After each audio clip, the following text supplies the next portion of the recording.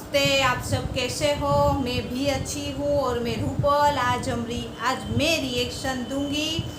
ये खान सर की वीडियो है फ्रेंड्स। और ISRO scientist claim poison attack in 2017। तो ये हमारे एक बड़े साइंटिस्ट को कोई पॉइजन दे दिया था, उसी के बारे में ये वीडियो है। हमारे इसरो जो आज वर्ल्ड में भी बहुत बड़ा नाम है, हमारे ये स्पेस वगैरह में बहुत बड़ा नाम किया है हमारे इसरो ने। तो उसी के बारे में, ये साइंटिस्ट के बारे में ये वीडियो है। और ये वीडियो है खान सर का। ओरिजिनल वीडियो का लिंक हम डिस्क्रिप्शन में दे देंगे। आप ओरिजिनल वीडियो को ज़रूर देखिए और सब्सक्राइब भी ज़रूर करें फ्रेंड्स। तो आइए पहले देख लेते हैं वीडियो और उसके बाद हम बात करते हैं।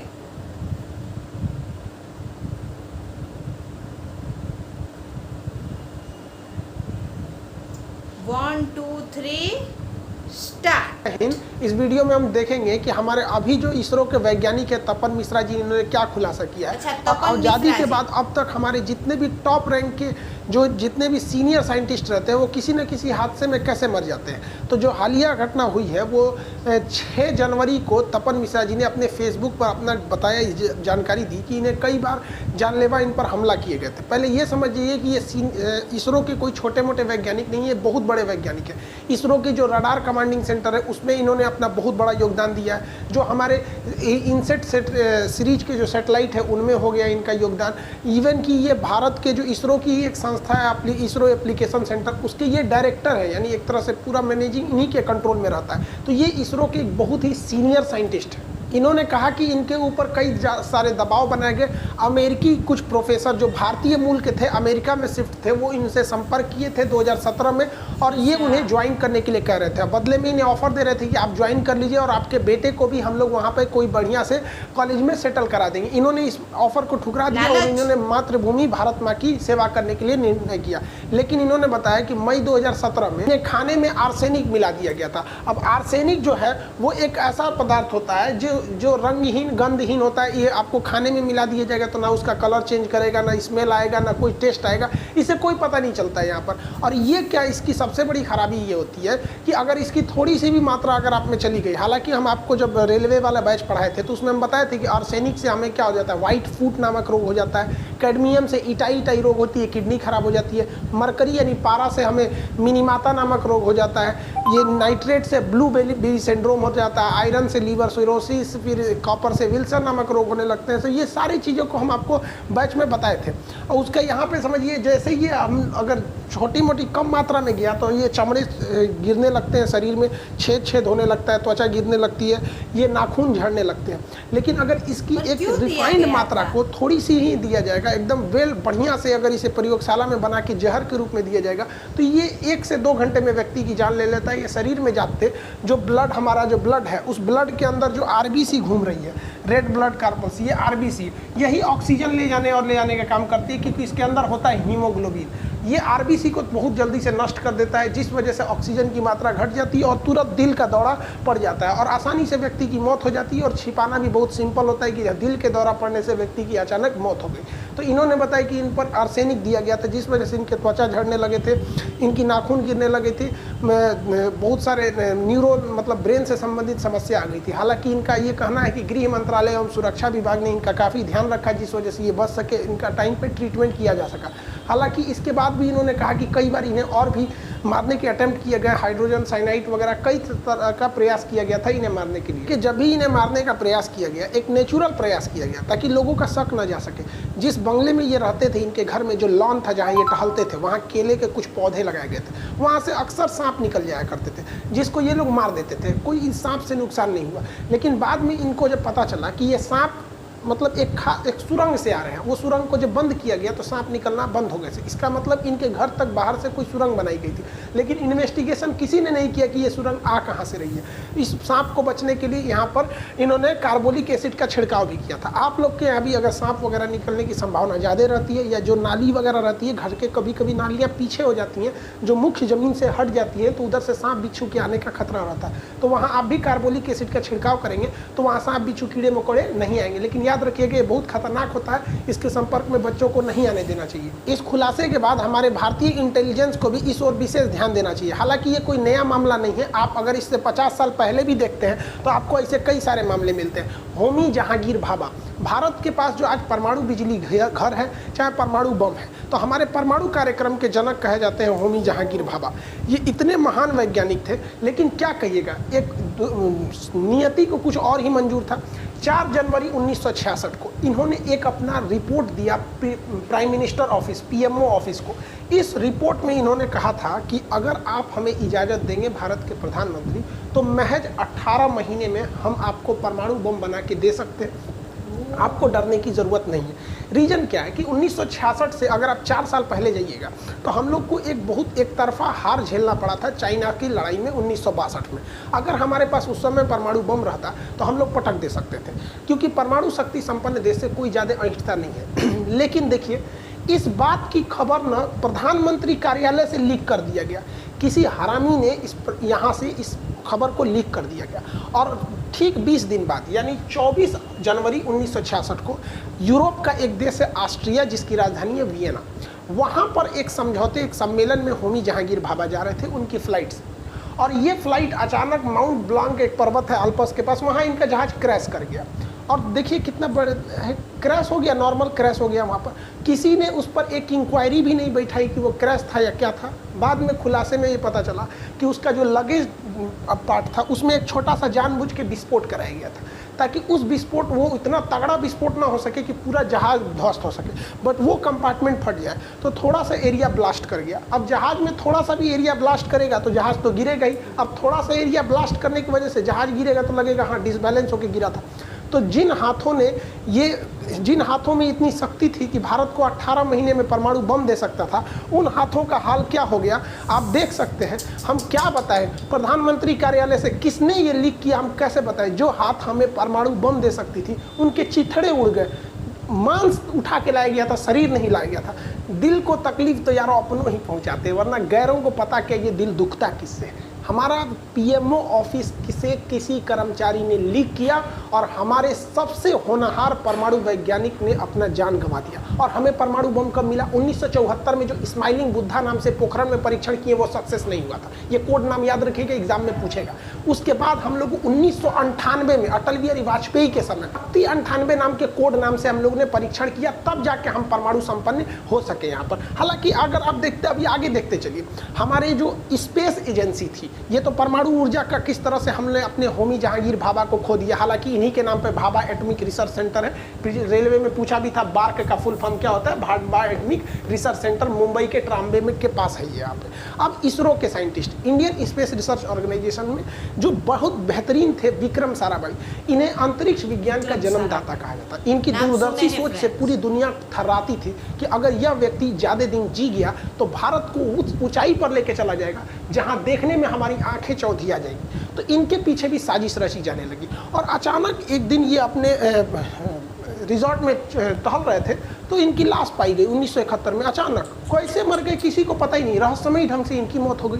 तो एक और परमाणु ऊर्जा को झटका लग गया और एक और हमारी अंतरिक्ष एजेंसी को झटका लगा। कहा जाता है कि ये सारे हमले के पीछे कहीं ना कहीं अमेरिका की CIA का हाथ था, और ये हो भी सकता है क्योंकि इंटरनेशनल रिलेशन में कब किससे दोस्ती होगी, कब किससे दुश्मनी होगी, कोई नहीं जानता। याद कीजिए 1971 में हम आपको पाकिस्तान पे वीडियो भी बनाए थे 1971 वाला। उस वक्त बताए थे कि वही अमेरिका था जो भारत को परमाणु बम मारने के लिए 7वां बेड़ा भेजा था और पाकिस्तान के फेवर में था। तो इसमें कोई शक नहीं है कि इसमें पाकिस्तान को तो उतना इंटेलिजेंस बेहतरीन नहीं है, लेकिन इसमें CIA का हाथ उस समय बहुत से लोग कह रहे थे कि उस समय अमेरिका भारत के एकदम सख्त खिलाफ था और भारत को वो देखना ही नहीं चाहता था अंतरिक्ष क्षेत्र में और परमाणु क्षेत्र में। जिस तरह से अभी वो ईरान को देखता, उस समय वो भारत को इस तरह से देखा करता था। भाभा एटॉमिक रिसर्च सेंटर के एक और परमाणु वैज्ञानिक थे जिनका नाम था लोकनाथ महालिंगम। इनकी भी अचानक मौत हो गई, नदी में डूबने से मौत हो गई। जबकि एक बेहतरीन तैराक थे, इनकी नदी में डूबने से मौत हो गई, रहस्यमयी ढंग से मौत हो गई। हमारे एक और परमाणु वैज्ञानिक एम पद्मनाभन की 2010 में घर में घुस के किसी लोगों ने मर्डर कर दिया, हत्या कर दी, आज तक उसका सबूत नहीं पता चला। हमारे टॉप वैज्ञानिक मारे गए हैं, आज तक कोई सबूत नहीं मिल रहा हम लोग को। डिफेंस और एटमिक क्षेत्र के एक बहुत ही युवा वैज्ञानिक, जिन 2 युवा वैज्ञानिक के जोशी और आशीष आश्विन, ये 2 वैज्ञानिक थे जो छोटे साइज के न्यूक्लियर रिएक्टर पे बहुत वर्क कर रहे थे, जो हमारे परमाणु पनडुब्बियों के काम में आता। अगर ये सक्सेस हो जाती तो ये परमाणु पनडुब्बियां बिना बाहर निकले, देखिए इनको चलने के लिए ना बैटरी की जरूरत होती है। बैटरी चार्ज रहेगा तो ये 6 दिन तक चल सकते हैं सब, लेकिन जब बैटरी डिस्चार्ज हो जाती है तो इन्हें चार्ज करने के लिए ऊपर लाना पड़ेगा। तो आप कहेंगे कि सर सोलर से चार्ज होती है क्या? नहीं बबुआ, ये चार्ज होती है जनरेटर से। जनरेटर का धुआं कहीं से निकलेगा नहीं, अंदर में धुआं कहाँ छोड़िएगा, तो बाहरवा निकल के ये धुआं निकालते हैं, चार्ज करते हैं। अब बाहर निकल के इन्हें 6-7 घंटे तक इनका जनरेटर चलाइएगा तो एक तो आवाज़ करने लगेंगे, उस पर से ये सैटेलाइट से देख लिए जाएंगे। तो इसीलिए इसके अंदर एक एटॉमिक पावर प्लांट लगा दिया गया ताकि उसे कोई भी जरूरत नहीं, वो अपने से उसको अंदर वो 6 महीने तक उसे बाहर निकलने की जरूरत ही नहीं है, इतना पावरफुल रहता है वो। लेकिन क्या हुआ, इन युवा वैज्ञानिक को क्या हुआ, अचानक क्या हुआ, इन लोग का सड़क के किनारे एक रेल दुर्घटना में इनकी लाश पाई गई। पोस्टमार्टम जब रिपोर्ट हुआ तो हमारे वैज्ञानिकों लोग का पता चल रहा है कि नहीं भैया, इन्हें जहर दे के मारा गया था। क्या हो रहा है हिंदुस्तान के साथ थोड़ा समझे में नहीं आ रहा है। हमारे टॉप वैज्ञानिक जिन्हें पढ़ लिख कर इतना मेहनत करते हैं, ये हाल हो जाता है, रेलवे के किनारे कहीं मार दिए जाते हैं। अभी तो हम कुछ नाम बताए आपको, कितना नाम सुनिएगा, श्रीनिवासन, निम्ब्या नारायण, केवल 4 सालों में, इन नामों के अतिरिक्त 4 साल में 2009 से 2014-13 के बीच में हमने 11 होनहार वैज्ञानिकों को खो दिया है। पता नहीं कैसे, कभी उन्हें जहर दे दिया जाता है या कभी मर्डर दिया जाता है, यानी उनके साथ या तो लापरवाही हो रही है या तो उनके साथ अच्छे से सुरक्षा नहीं दी जा रही है। ये हमारा इंटेलिजेंस फेल्योर को दिखाता है। देखिए कुछ देश हमारी विकास की तरक्की को नहीं देख सकते, उनकी आंखों में हम हिंदुस्तानी चुभ रहे हैं, क्योंकि उन्हें वही हिंदुस्तान अच्छा लग रहा था जब इसरो के वैज्ञानिक अपने रॉकेट को साइकिल पे लेके जा रहे थे। इन रॉकेट में जो बूस्टर लगाने थे उन्हें साइकिल पे बांध के ले जाया जा रहा था, और हमारे पास कोई लॉन्च पैड नहीं था। हमने नारियल के पेड़ में बांध के अपने पहले सैटेलाइट को लॉन्च किया था। अरे हम वो हिंदुस्तानी है ना जो हर परिस्थिति में जीना जानते हैं। बैलगाड़ी पे हम लोगों ने अपनी सैटेलाइट को लेके आए थे, बैलगाड़ी पर लेके, लेकिन ये वो एक दूसरा वक्त था। लेकिन हम कभी रुके नहीं, और ना ही हम किसी दूसरे पे मतलब दूसरे से चिढ़ रहे थे या नहीं। हमें पता था कि आज नहीं तो कल हमारी मेहनत रंग लाएगी, और आज के वक्त में यही हमारा इसरो है जो पूरी दुनिया को नासा अपना सैटेलाइट देता है कि ये इसरो छोड़ दीजिए। अरे यही वो इसरो है जिससे नासा हंस रहा था कि ये साइकिल और बैलगाड़ी से चांद तक पहुंचने वाले हैं। अरे तुम एक बार अपनी विकिपीडिया पे सर्च करो कि चांद पर पहली बार पानी खोजने वाला कौन देश था, तो हमारा हिंदुस्तान था। मंगल ग्रह पे पहली बार में पहुंचने वाला कौन देश था, तो हमारा हिंदुस्तान था। कोई चाइना, जापान, अमेरिका, रूस, वियतनाम, ये लोग कभी नहीं पहुंच सकते थे। ये वही साइकिल वाले हैं लोग। अमेरिका ने हमें क्रायोनिक इंजन नहीं दिया। 1992 में रूस हमें क्रायोनिक इंजन दे रहा था, लेकिन अमेरिका ने कहा कि अगर रूस तुम भारत को क्रायोनिक इंजन दे दोगे तो हम तुम पे प्रतिबंध लगा देंगे। तो रूस अपने बचने के लिए हमें वो क्रायोनिक इंजन नहीं दिया, जिस वजह से हमारा परमाणु कार्यक्रम थोड़ा सा लेट हो गया। लेकिन कोई बात नहीं, हमारे रास्ते में अगर तुम गड्ढे खोदोगे ना तो हम छलांग मारना जानते हैं। यही छलांग मारा इसरो ने। एक साथ 104 सैटेलाइट को अंतरिक्ष में लॉन्च कर दिया। 104 उपग्रहों को लेकर हमारा इसरो का रॉकेट अंतरिक्ष में, और शान से तिरंगे की लहराते हुए पूरी दुनिया देखती रह गई कि 104 सैटेलाइट लॉन्च किए। नासा के वैज्ञानिक मुड़ी खजुआ रहा था, रे बाप, ये सैटेलाइट छोड़ रहा है सब, कि कबूतर उड़ा रहा है सब, 104 को कैसे छोड़ेंगे। लो ससुरा समझ में आ रहा है। लेकिन कुछ लोगों को ये तरक्की नहीं देखी जाती है। कुछ लोग ये जानते हैं कि साइकिल पर रॉकेट घूमने वाले दुनिया के टॉप रॉकेट कैसे बना लेते हैं। तो तुम हरामियों से हम कहते हैं, हमारी तरक्की नहीं देखी जाती है ना तो अपना नेत्र दान कर दो, वरना फोड़ देंगे लोग हम लोग एक दिन अखियां। यहाँ पर थोड़ी सी बस हमारी लापरवाही हो रही है, इंटेलिजेंस है, वरना अब भारत माँ की तरक्की को कोई नहीं रोक सकता है। तुमको जितना जलना है जल जाओ, क्योंकि आने वाले वक्त में इसरो जो कारनामे करने जा रही है तो तुम्हारे पैर के नीचे से जमीन खसकने वाली है। अभी डीआरडीओ के क्या क्या बताए, डीआरडीओ के गुप्त हथियार के बारे में तू ससुरे जानोगे तो फिर डीआरडीओ वालों के पीछे पड़ जाओगे, इसलिए तुम मत ये जानो तो अच्छा है। भारत सरकार से भी हम कहते हैं कि देखिए हमारे संसद भवन में जो कैंटीन है, उस कैंटीन में जो खाना दिया जाता है वो रेलवे की जिम्मेदारी है। रेलवे की IRCTC कंपनी उसमें खाना को बनाती है, और इसमें सरकार सब्सिडी देती है। हालांकि सरकार ने कहा था कि हम सब्सिडी को खत्म कर देंगे, लेकिन अभी भी सरकार की ओर से दिए जाते हैं। संसद भवन में जो खाने का खर्च आता है वो सालाना 15 करोड़ रुपए आता है। हम ये किसी भी तरह से ये गलत नहीं है, और ये बहुत बड़ी राशि नहीं है। इसके लिए 15 करोड़ रुपए का खाना ऐसा नहीं है कि ये 15 करोड़ केवल नेता वहाँ खा लेते हैं। देखिए 245 लोग राज्यसभा के, 545 लोग लोकसभा के, ये तो लगभग आपके हो जाते हैं आपके 800 के लोग लगभग ये लोग यहाँ पर। लेकिन जो अन्य कर्मचारी हैं, जो सचिव हैं, ये लोग मिला के ये लोग भी बहुत ज़्यादा होते हैं, जिन्हें उसी रेट में खाना मिलता है, 1 रुपये का चाय वगैरह जो भी होता है वो अलग बात है। हमारा ये कहना है कि जो खाना IRCTC हमारे सांसदों को खिलाती है, जो खाना हमारे राष्ट्रपति प्रधानमंत्री को ये IRCTC के कैंटीन के थ्रू चला जाता है, 100% सिक्योर रहते हैं कि उस खाने में कहीं भी आर्सेनिक नहीं मिलाया जाएगा या पोलोनियम नहीं मिलाया जाएगा। तो भैया जब ये खाना दिल्ली में पहुंचाते थे तो ये खाना बेंगलोर में भी पहुंचा दो, इसका एक ब्रांच खोल दो बेंगलोर में, वहाँ भी दे देंगे यहाँ लोग, हैदराबाद में खोल दो, DRDO के ऑफिस में खोल दो। क्या ये लोग देश के लिए जरूरी नहीं है? यहाँ पर इन लोग को पोलोनियम, देखिए अभी तो हम लोग आर्सेनिक से मार रहे हैं, सब आर्सेनिक से ज़्यादा खतरनाक पोलोनियम होता है। ये तो सोचो बहुत बड़े VIP लोगों को मार दिया गया। इजराइल और फिलिस्तीन विवाद को सॉल्व करने में सबसे महत्वपूर्ण भूमिका यासिर अराफात मतलब निभा रहे थे, लेकिन इन्हें पोलोनियम देके मार दिया गया। और सबसे खराबी क्या है कि ये दोनों इतने टॉक्सिक, इतने खतरनाक होते हैं कि बहुत कम चांस है ये बचने का, और इनका पता भी नहीं लगाया जा सकता कि इसमें मिलाया गया है या नहीं मिलाया गया। तो आप ऐसे किसी नॉर्मल को थोड़ी छोड़ सकते हैं कि हमारे वैज्ञानिक को कोई चटनी में आर्सेनिक मिला के दे दे रहा है। ऐसा नहीं होना चाहिए, खुद समझना चाहिए। और एक तरह से ये उनका बहुत बड़ा योगदान है। उन वैज्ञानिक तपन मिश्रा जी के लिए भी धन्यवाद करते हैं कि जो आपने इस चीज़ को दुनिया के आगे लाया ताकि हम लोग भी इसे उठा सकें और सरकारी से जिम्मेदारी से ले सकें। और इंटेलिजेंस वाले आप लोग के लिए भी है कि भैया आप इन लोग को थोड़ा सा ध्यान से देखिए, क्योंकि बिना टेक्नोलॉजी के आप देश आगे नहीं जा सकते। आप अगर देश में देखेंगे तो NSG जैसे बेहतरीन कमांडो क्या नेताओं के लिए होते हैं बस? क्या हमारे जो साइंटिस्ट है इनकी फैमिली को कोई खतरा नहीं है? आपको क्या लगता है कि आप परमाणु बम बना, अमेरिका नहीं पीछे पड़ा होगा? या उस वक्त जो लोगों ने मतलब आप देखिए ईरान के परमाणु वैज्ञानिक को मरवा दिया गया कि नहीं मरवा दिया गया, उतनी सेफ्टी के बावजूद। तो हमारे देश में एक खराबी क्या है ना कि जब तक बोझ नहीं पड़ता है ना तब तक हम जगते ही नहीं है। चाइना उधर से हमला करने के लिए आ गया गलवान में तो हम जल्दी जल्दी हथियार खरीदते हैं। ये हमारी आज की टेंडेंसी नहीं है,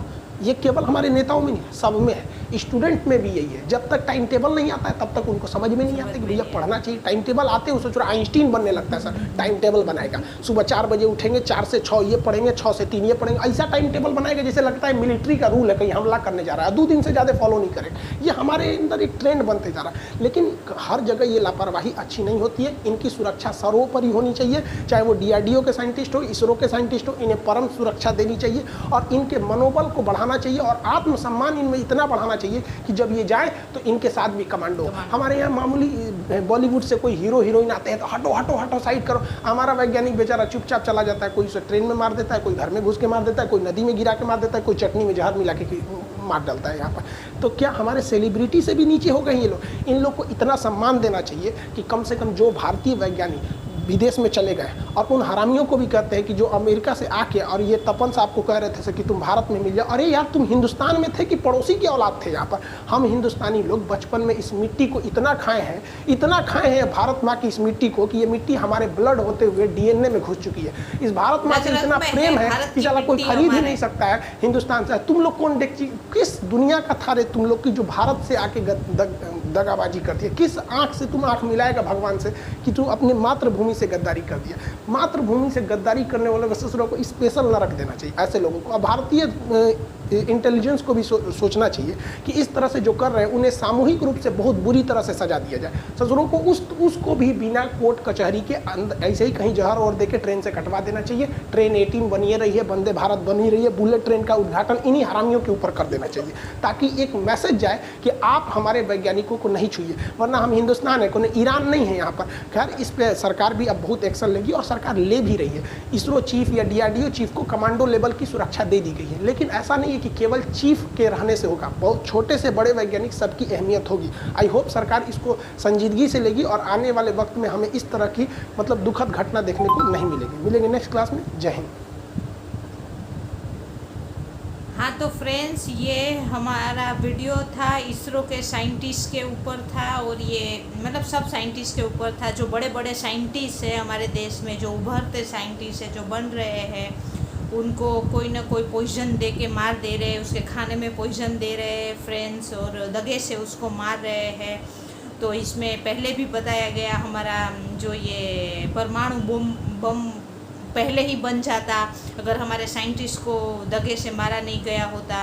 उसमें वो जो जिस प्लेन में जा रहे थे उसमें छेद कर दिया तो वो उसका जो प्लेन था वो क्रैश हो गया, इस वजह से उम्र की गुजर गए, वरना हमको ये जो परमाणु बम है वो हमको पहले ही मिल जाता फ्रेंड्स, तो हमारे साथ पहले से ये हो रहा था। तो अब सरकार को अब जगना चाहिए फ्रेंड्स, और इनको सिक्योरिटी देनी चाहिए। हालांकि इसमें बताया गया कि उसको सिक्योरिटी मिल भी रही है, लेकिन सिर्फ चीफ लोगों को, बड़े अधिकारी को नहीं, क्योंकि छोटे से ही बनेंगे तभी बड़े अधिकारी बनेंगे फ्रेंड्स। और साइंटिस्ट लोगों का बहुत योगदान है फ्रेंड्स हमारे देश के विकास में और देश को बनाने में फ्रेंड्स, और उनको तो सिक्योरिटी मिलनी ही चाहिए। जैसे कि हम इसमें जो हमारे जो ये फिल्म जगत के हीरो हीरोइन है, वो एंटरटेनमेंट के लिए हीरो हीरोइन है फ्रेंड्स। असली हीरो तो हमारे ये है, असली तो एक्शन ये लोग करते हैं फ्रेंड्स, तो इसको तो सिक्योरिटी मिलनी ही चाहिए फ्रेंड। और हमने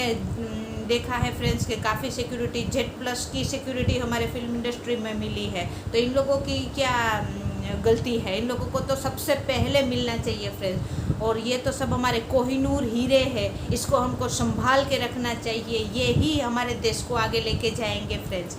और आज जो इसरो मैं तो बोलूँगी वर्ल्ड में बहुत बड़ा नाम है, वही साइंटिस्ट है जिसने दुनिया ने मजाक उड़ाया था कि साइकिल पे लेके जा रहे हैं ये, और आज साइकिल से लेके देखिए आज हम कहाँ कहाँ पहुँच गए। और खान सर ने बहुत ही अच्छी वीडियो बनाई है और एकदम सही है फ्रेंड, इनको सिक्योरिटी मिलनी ही चाहिए। शुरू से लेके आखिर तक साइंस की पढ़ाई कितनी मुश्किल होती है फ्रेंड्स, ये लोग इतना पढ़ लिख के देश के लिए कुछ करना चाहते हैं, और जब देश के लिए कुछ करने की बारी आती है तो ऐसे पॉइजन दे के दगे से इसको मार देते हैं। कौन मार रहा है उसका कोई सबूत ही नहीं है फ्रेंड। इसकी कड़ी से कड़ी इंक्वायरी होनी चाहिए फ्रेंड्स, और हमको तह तक पहुंचना ही होगा फ्रेंड्स कि इसको कौन मार रहा है फ्रेंड्स। और ये वीडियो बहुत अच्छी थी फ्रेंड्स, और बहुत ही अच्छा मुद्दा है फ्रेंड्स। और आपको भी ये वीडियो अच्छी लगी हो, मुझे तो बहुत अच्छी लगी, और मेरे रिएक्शन अच्छे लगे हो तो फ्रेंड लाइक करना, सब्सक्राइब ज़रूर करना फ्रेंड। मेरे सब्सक्राइब नहीं बढ़ रहे हैं, और लाइक भी ज़रूर करना और सब्सक्राइब ज़रूर करना। अच्छा लगे तो वीडियो शेयर भी करना फ्रेंड्स। और आपको भी कोई रिएक्शन करवाना है तो आप कमेंट्स भेज सकते हो। तो अब मिलते हैं नेक्स्ट रिएक्शन में। जय हिंद, वंदे मातरम, बाय बाय।